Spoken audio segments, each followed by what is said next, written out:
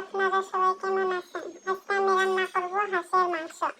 এখানে আমি কড়াইতে তেল দিয়ে দিলাম, সরিষার তেল। তারপর এখানে কুচি করে রাখা পেঁয়াজগুলো দিয়ে দিলাম।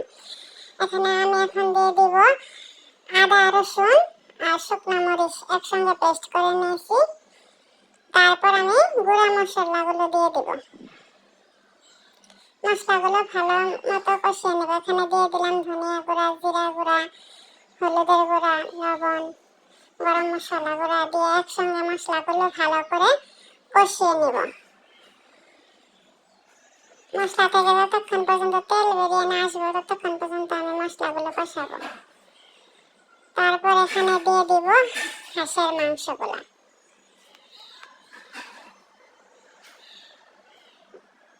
এই তো পানি দিয়ে মশলাগুলো কষাতে থাকবো। আমার মশলা কষানো হয়ে গেছে।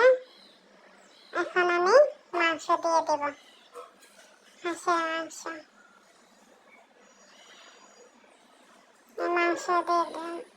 এখন মাংসের সঙ্গে মাংসটা কষিয়ে নেব মশলার সঙ্গে।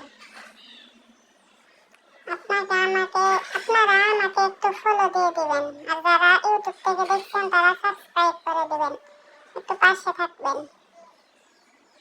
এই তো আমার মাংসটা কষানো হয়ে গেছে।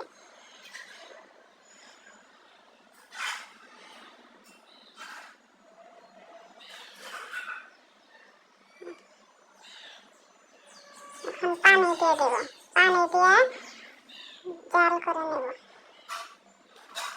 এই তো হয়ে গেছে আমার হাঁসের মাংস।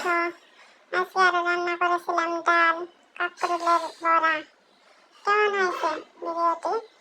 লাইক, কমেন্ট, শেয়ার করে দেবেন।